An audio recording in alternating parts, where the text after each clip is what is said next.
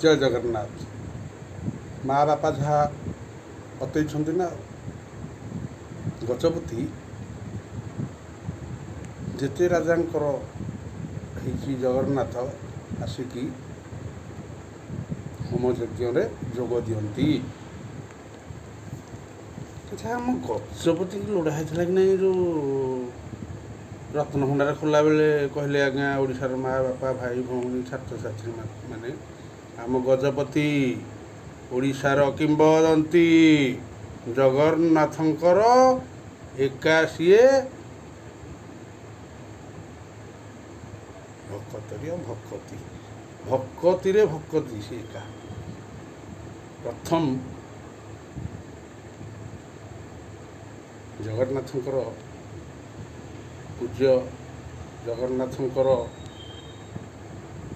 ରାଜା। ଜଗନ୍ନାଥ ବି ଆଜ୍ଞା ରାଜା କହିଛନ୍ତି। ମାଣିକପାଟଣା ଭାଇ ଗଜପତି ଆସିବେ ନେଇକି ଯିବେ ଏମିତି ବନ୍ଧା ମୁକୁଳେଇକି। ଜୟ ଜଗନ୍ନାଥ।